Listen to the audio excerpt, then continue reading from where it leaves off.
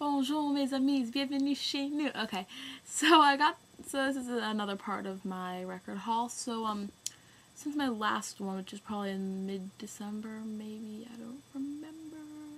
Yeah, so I got a bunch more records since then. My collection's pretty much doubled in size, and I'm pretty damn proud of it. So, in any case, let's start with Sleater-Kinney. They are pretty much one of my favorite bands of all time. At least right now, they're my favorite. They're great. Listen to them. Listen to them. Listen to them. Listen to them. Okay. In any case, I love this album, but the only problem is the vocal mix is kind of weird. Like, I don't know, I feel like her voice is a little more shrill than it should be. In any case, yeah, it's still a great album. I highly recommend it. And the artwork with all the little photos and stuff, it's like a tribute, I guess, sort of, to the Kinks album, the Kink Controversy, spelled with a K. Yeah. See, here is the Blues Volume 4. I don't know what happened to Volumes 1, 2, and 3. I found this at a record fair for like, I don't know, $5 or $6, and I was like, I like the blues, so cool. There's let's see, according to this, there's some Muddy Waters, and John Lee Hooker, and Larry Williams, and a bunch of other people. Yeah, I listened to it a few times, I like it. See, here is X. That's such an epic band name, just like the letter X. That's really cool. In any case, let's see, they're like a early punk band from LA. Like, yeah, so they're pretty cool. And yeah, I listened to like half of this album when I was like doing homework, and I like it. It's very kind of reminiscent of early rock and roll, and it's a little similar to the Ramones, but not quite.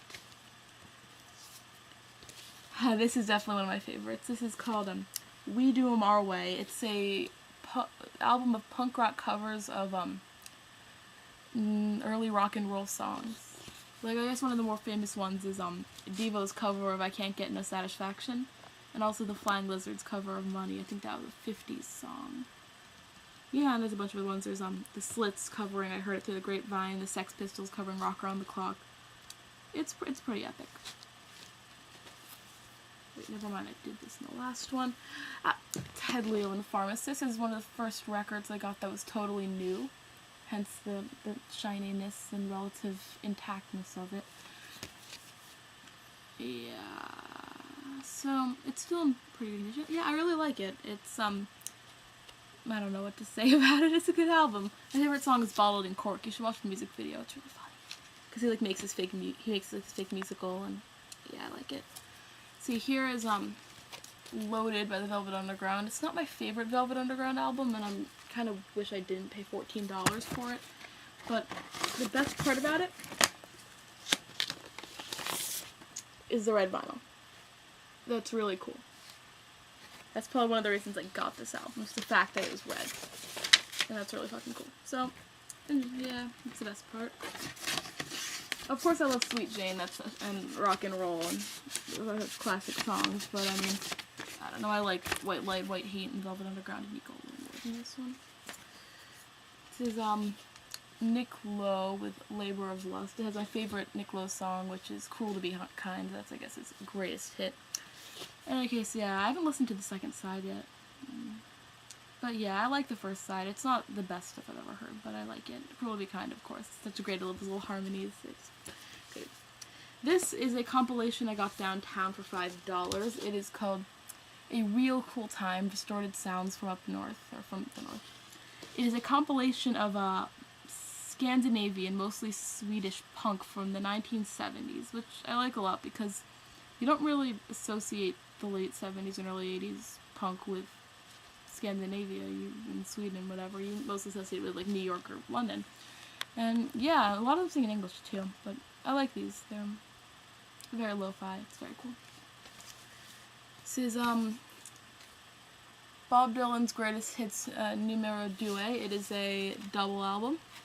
I got it for $16. It still smells old. I like it. Yeah. I haven't listened to the whole thing yet, but I definitely should, and I feel kind of bad for not listening to the whole thing yet, but one day. This is Ty Seagull, something along the lines of that. It's called Lemons. This is the first totally and utterly new record I've ever bought, and it's still in good condition as well. See, for those of you who don't know Ty Seagull, yeah, he's the single solo musician, sort of. I think he's a band now. I don't know if the band's on this album or not. In any case, they play kind of like very, very lo-fi, reverby garage rock, and some of it's good, some of it's, but a lot of it's really good, and also it's really attractive. Okay, see, Abbey Road. Of course, you all know this cover. I don't even have to say it. I got this for $5. It was great. Because, see, it doesn't come with it. Yeah, it came with a record sleeve, but it's kind of torn.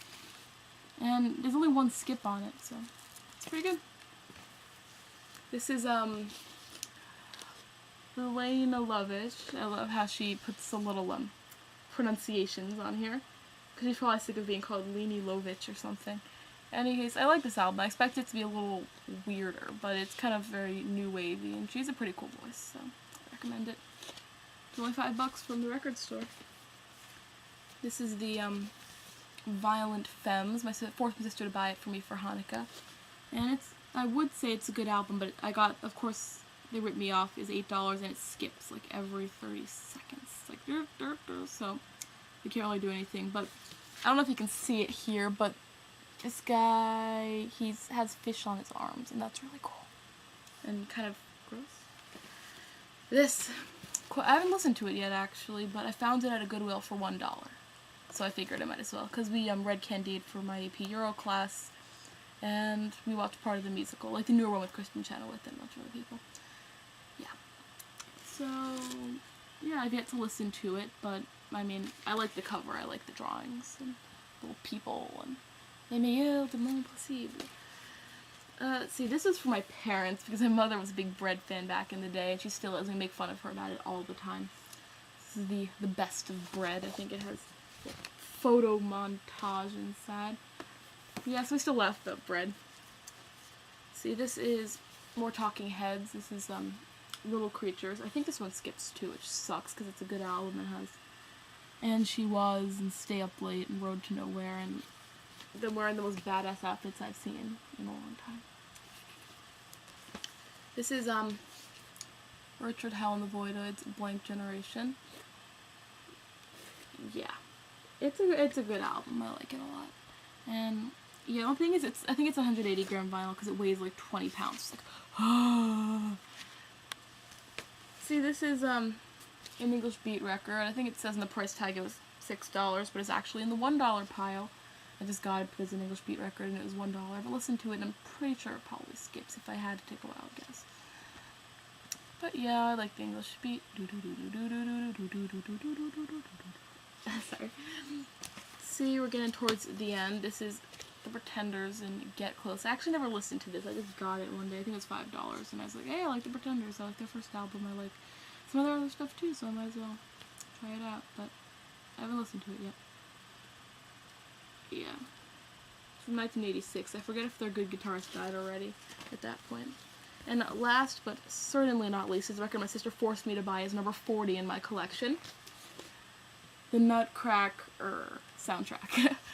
Because she was in the Nutcracker back in the day, and so she's very sentimental about it. So whenever I called ballet racist, she's just like, wah, don't call it racist, Juliet. Wah, wah. So whatever. In any case, it's a double album as well, and the guy at the record store at West Sider Records, it's on 72nd Street and Broadway in Manhattan. Go there, it's awesome and really cheap. So, he is originally, I don't even know how much it costs, but then he just said, oh, okay, it's been sitting back here for a while, so $6. So I was like, yes.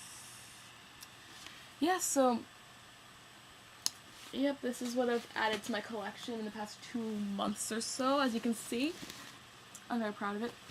And, yeah. I'm pretty sure I've pretty much been spending all my spare money on records and occasionally some clothing from thrift stores, like this sweater. It was $3. But yeah, probably another few months I'll come back with more vinyl. But I think I'll have to try to curb my spending. But then again, the most expensive record I got was, I think this is the Ted Leo one because it was new. But then again, I think it's the Ted Leo one, and also the Bob Dylan double LP was $16. In any case, enjoy.